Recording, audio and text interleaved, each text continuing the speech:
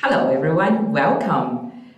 This episode is brought to you by Saturn Advice. My name is Joyce, a financial advisor at Saturn. Also with me today is Peter Dye. So Peter is our general manager. He also sits on the investment committee. Welcome, Peter. Thanks, Joyce, and welcome everybody. And nice to have you here. So today we want to talk to you about why invest in markets when term deposits are paying me 6%, which is a great question. The reason that we want to talk about this topic is because over the last 18 months, term deposit rate has increased quite a bit. It's got a respectful 6 handle on it, which is a pretty decent return. And in our experience of talking to investors, there are two kind of themes emerging. There is one group of people who's been invested in a investment portfolio for the last couple of years and seeing negative return and kind of contemplating, why don't I just put money into safe haven term deposit, getting that guaranteed 6% return. And we also have people that's sitting on the sideline and waiting for the perfect moment to jump into the market, now kind of thinking, oh, maybe term deposit. So this podcast, this episode is to address that. So before we delve into it, Peter, do you want to just tell our audience a little bit about ourselves? Yes, thanks, Joyce. We're a boutique financial advice business under the Saturn portfolio umbrella. And there's 3 components to our business. One is the business Joyce and I work in, Saturn Advice. We provide financial advice, investment planning services, and operate a discretionary investment management service where we agree the strategy with clients and manage according to that. We have a superannuation scheme which is designed specifically for people transferring their pensions from the UK. It's qualified to accept those pensions, so if you've got a pension you want to transfer to New Zealand, get in touch. And thirdly, and it's quite exciting business, is a digital financial advice business for KiwiSaver called National Capital. Great, thanks Peter. Let's get the disclaimer out of the way. That's for the lawyers out there. We do encourage you to pause and read it if you like. Basically, this says that everything we discuss here today are general information only. These are not personalized financial advice because we do not know your personal circumstances. All right, so this chart, it's got a great title, Volatility is the Price You Pay for Better Long-Term Returns. This is to put a context around our webinar today. So Pete, do you want to talk a little bit about the risk and return trade-off? Sure. It is a good chart because really what it, in a simplified term, explains that relationship between taking investment risk and what you expect to get by way of return. And the principle is that assets such as shares have a high level of investment risk associated with it, and to compensate for that you expect a better long run rate of return. Now when we talk about risk, people tend to think about losing all the capital that they've invested, and that's certainly possible if you were talking about an individual investment. But more broadly, where people invest in a diversified portfolio, it's more about the volatility of those assets over time, particularly over the short term. So you'd expect shares, some alternatives, property to be more volatile, less predictable in their short-term returns, a bumpier ride if you like, on the path to a longer-term better return. Conversely, you have your cash and your fixed interest that tends to be more predictable in terms of the return, and as a result, the expectation is that you would earn a lower rate of return over time. Yeah, thanks, Peter. And just a follow-up, a couple of follow-up points on that. The shaded area, the defensive assets, is basically what we will be focusing on today. That's your cash and fixed interest. And another thing is for our audience out there, if you have a KiwiSaver, I trust most of you do, you would be invested in all of these asset classes to a certain degree. That's right. Peter, we understand the trade-off between risk and return on a conceptual level. That all sounds pretty good, but I think people are really interested in here and now. So what are we New Zealanders and the world is worrying about right now? Yeah, perhaps not surprisingly, inflation is right at the top of the list, both locally and globally.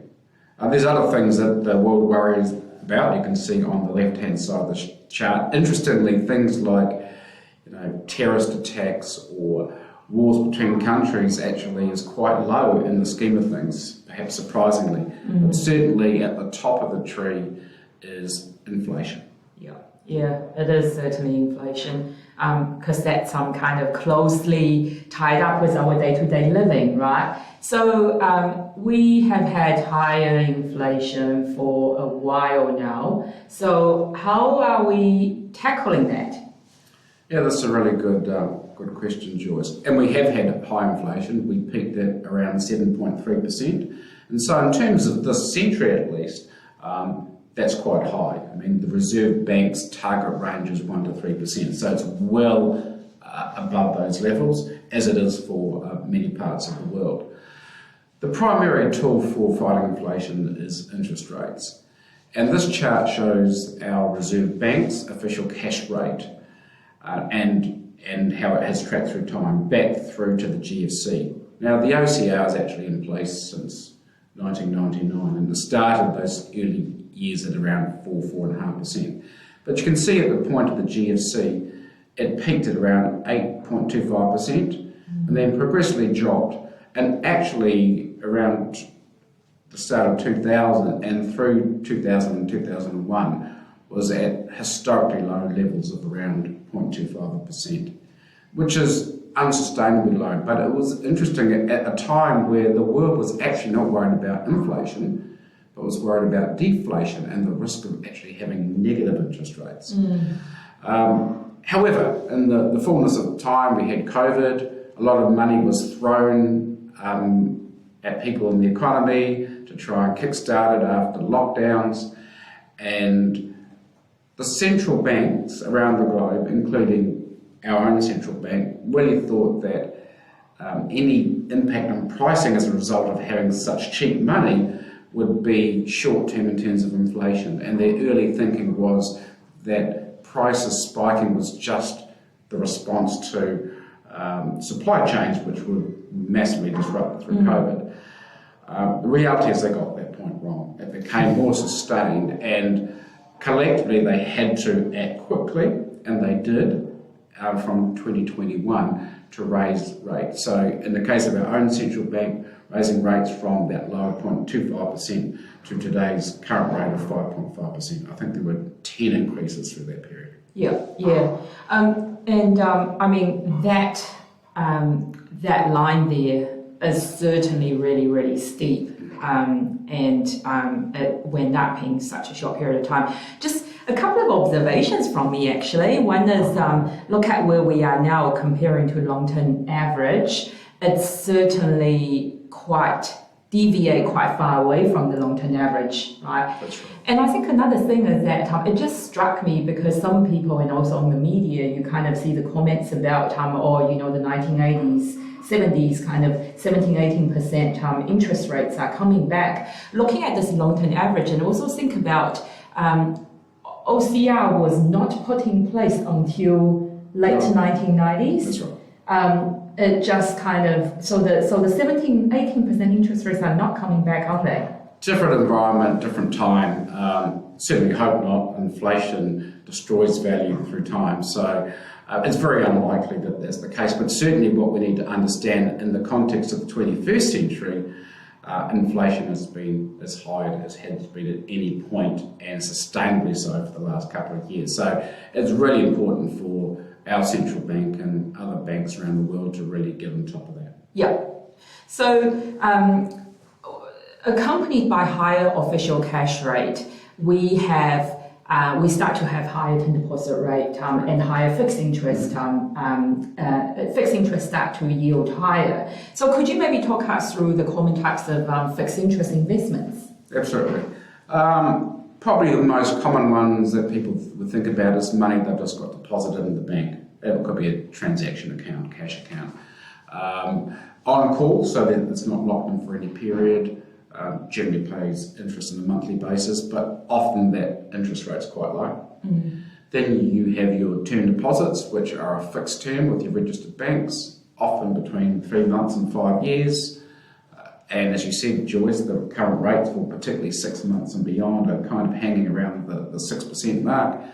Again, interest paid monthly or perhaps quarterly, and you get your money returned to you at the end of that term.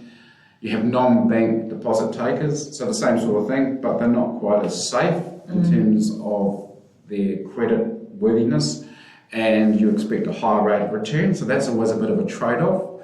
And then you have private debt, which is another beast altogether, and the terms and conditions may vary quite substantially, including their peer-to-peer lending. So some of this debt's not secured against anything. Again, there's this trade-off, even within fixed interest of risk versus return. You just have to be careful how far you go down that path. Yeah.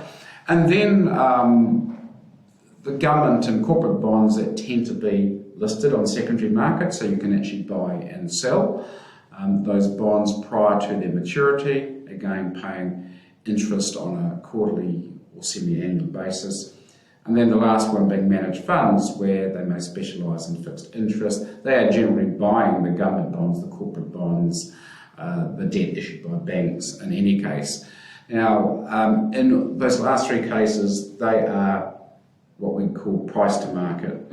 So what happens is the value of those bonds will go up and down based on the prevailing market interest rates. Now that's quite different, for example, to a term deposit, because you can't trade a term deposit on the market. You simply deal with the bank. If you could trade a term deposit on the market and it was price to market, just like the government and corporate bonds and the bonds with the managed funds, they would go up and down in value based on prevailing market conditions. Yeah, and that's a natural segue to the next topic. So we have been getting questions from investors that they may have some exposure to fixed interest, which historically is considered as a defensive asset class. Yet over the last couple of years, our investors have experienced a negative return, right? So how could that be possible, Peter? Yeah, it's a good point. It kind of feels counterintuitive that you have interest rates go up, but the value of your bonds goes down. So probably a simple example would explain just how that works. So let's just say for a moment, Joyce, that I lend you $10,000 over 5 years. Yeah, thank you. And you agree to pay me in return 5% per annum interest, right? Yeah. Now let's say that interest rates go up, and had I offered you to borrow $10,000 from me the next day, the prevailing market rate was 6%. Yeah. So which investment would I prefer to have? Well, definitely the 6%, the more the merrier. That's right. I want to have that 6%. Yeah. And so therein lies the challenge. So if I have that 5% return and I want to sell that to somebody else, why would they buy my 5% return when they can get 6%? They wouldn't unless price come down. That's right. So the price of that investment would have to come down. Now, that particular example matures $10,000 you get back in 5 years' time. So to compensate for that lower rate of return, what would happen is the person buying that investment at 5% would expect to pay lower than $10,000. Yes. And they would get $10,000 back on maturity, and the amount that they would pay less than $10,000 is the compensation for the difference in those interest rates. Yeah. It makes sense. So, you're disappearing from the frame. So, theoretically, it all makes sense. Could you give us some practical examples? Can we look at some of the real-life funds? Yeah, absolutely. Let's do that. So this is a table of a number of different managed funds that are available to New Zealand investors, and this information is provided courtesy of my fiduciary. Now, two things I want to make, 2 points here. The blue bars in this chart or table show the running yield of each of these funds. Think of the running yield broadly as the interest you'd get on your term deposit. And as you can see, for example, Bentham on the left has a running yield of 8%. That's actually substantially higher than you would actually get from a typical term deposit. Less so on the right-hand side. And it's a function of the sorts of bonds they're investing in. So that's the first point. The second one is when you look at the sort of orangey coloured bar, that's the last 12 months return for each of those funds. And again, if you look at Bentham on the left, you can see that's kind of half what the running yield is. And actually, in the case of simplicity on the right-hand side, it's actually slightly negative. So that's a lot different. And the reason for that is the steep rise in interest rates. Comes back to interest rates rise, the existing value of bonds goes down. So when you think of your total return for a 12-month period, for example, as a combination of what is the running yield and what's the value of the bond combined together, that's why you have a lower total return, because there's a capital loss, if you like, as a result of those rising interest rates. The other thing that's interesting is not all these funds have been affected the same amount. So if you look at Daintree, for example, next to Bentham there, it's far less affected, though it's got a similar running yield. Now the reason for that is when bonds have a longer term to maturity, they're more affected by changes in interest rates. Now that can be both good and bad, but when interest rates go up, that has a bigger negative effect on a bond that has a longer dated maturity than one that might be maturing in the short term. In the case of the Daintree Core Income Fund, it's a short maturity fund. So it's less affected, it is partly affected, but less affected by the rise in interest rates. It makes sense because I would then have to wait longer in order to roll on to a bond fund or a bond that's paying a higher yield. That's right. That's right. Okay, great. Thanks for explaining that, Peter. So I guess, one thing that of being human is that we kind of take what has happened historically or what's happening here and now, and we extrapolate that and apply that to future and think it's going to be forever. In this instance, we are seeing higher term deposit rates. We're seeing higher rolling yield on the bonds. So is this likely to continue? Yeah, that's a good question, Joyce. And while we can't be sure about the future, in the short term at least, this chart from the RBNZ indicates how they see the official cash rate tracking in the future. And as you can see, if we're not at the top right now, we're very close to it. And the expectation is at some point these rates will start to track down. And track down towards their target range of 1 to 3%. And from the previous chart we showed in the OCR, that long-term sort of expected rate was hanging around the mid-twos. So as you can see, the expectation, and again it's forward-looking, is that rates will be on the way down. Sure. Well, the bell doesn't ring at the top or at the bottom, but if interest rates are starting to decline, what would it mean for fixed interest? Well, if you go back to that chart, Joyce, this is the one. The mirror opposite. So when interest rates start to fall, the running yields will fall also on these bonds, but the 12-month return will go up because you're getting a capital gain. It's the opposite example that we had before about lending money. When those rates start to fall, you want the existing bond because it's paying a higher yield. So in fact, you'd get the orange bars starting to be higher than the blue bars at some point. And for those that have suffered the most from capital loss when interest rates rise are likely to benefit the most when they start to fall. Sure. Okay, so I guess the questions for our investors that, when you roll over your term deposit a year or 2 years from now, do you think that you will get the same or higher or a lower interest rate? That's right, and we tend to have short memories. Why you can get 6% right now, it was only a few years ago that you couldn't get 1%.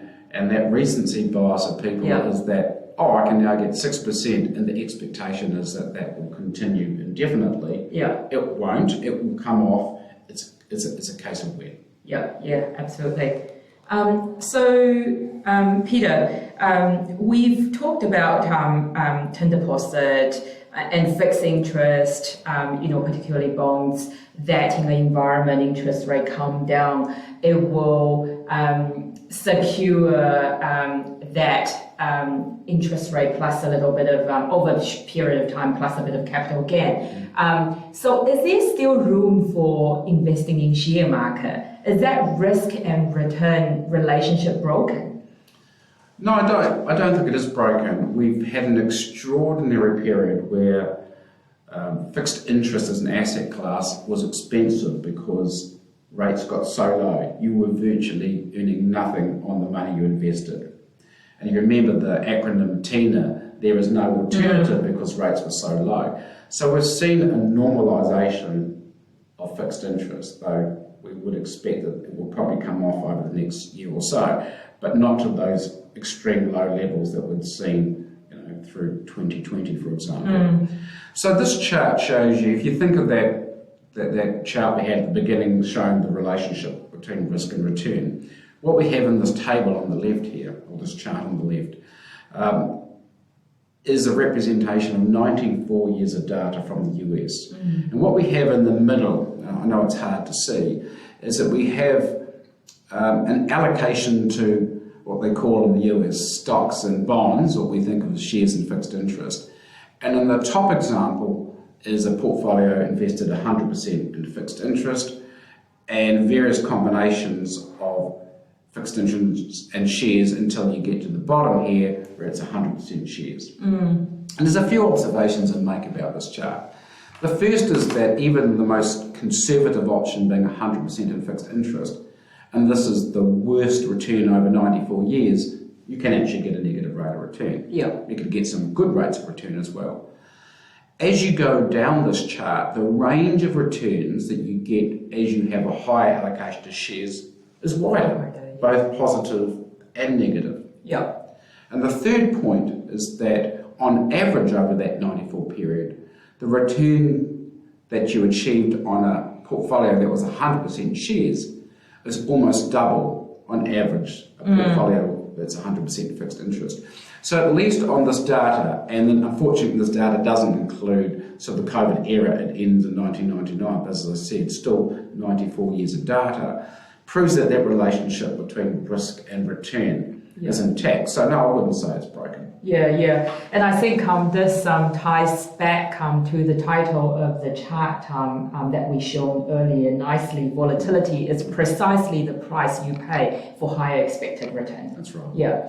And again, I think for our audience and for investors out there, now is an uncertain time. We turn on the news feed and there is high inflation, cost of living crisis, there is geopolitical conflicts, right? So, is it any different this time? No, I don't know that it is. It's always a different story, but underlying, has anything really changed? And I think this is a really interesting graph because what it shows you is, in this case, the US share market, the S&P 500, going back to 1990. So you've got more than 30 years of data here. And what you can see at these points that it pulls out throughout is all sorts of different events that may worry investors. There's always a reason that you could find why not to invest in the share market. Right? Whether it's a geopolitical event, whether it's inflation, whether it's a recession, whatever it is. But what you notice in this chart is whilst returns do move around, their markets trend upwards over time. Yeah. Share markets trend upwards over time. So again, you can find a reason why not to invest or to pull out or try and time the markets. But it's a pretty fraught exercise. And as you can see, despite all these various events, markets have trended up through time. Yeah, there is something to worry about every day. Yep. You really got to zoom out and look at the long-term trend. So, Pete, we've talked a lot about cash, fixed interest, the risk and return. So, what are our key messages for the audience and for the investor out there? How can they navigate the current market? Well, I think we're starting to get into the world of behavioural finance here, Joyce. I think any investor looking to do something different to what they've been doing needs to ask the question, first of all, what has changed in their world? Yeah. If they have an investment strategy set around some financial goals, have those goals actually changed? If those goals haven't changed, what is driving them to want to change or potentially change their investment strategy? When things are difficult, when you're starting to get negative returns, and we've seen negative returns not just in share markets but in fixed interest markets, almost everywhere except cash. You know, it's understandable that people want to go, I need to do something. And one of the hardest things to do is to do nothing, to stick with the strategy. So ask yourself those questions. Why did you set up the strategy the way you did? Has anything fundamentally changed? And in terms of your response to markets, is it a knee-jerk reaction to what you've seen in the short term? You know, if you see over the last 2, 3, maybe even 4, 5 years that the returns haven't been great, are you assuming that's going to be the case going forward? May well not be. Now that can be good or bad depending on whether the returns, when you have a really strong running market, do you expect returns to continue to be strong? You tend to get mean reversion through time. So markets tend to under and overshoot their long-term values.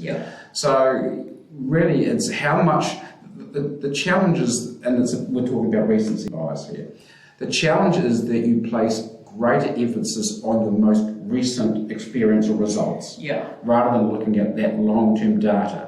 Now, while people are probably not thinking about investing for 94 years, the data on the previous chart does ring true in terms of the longer-term performance.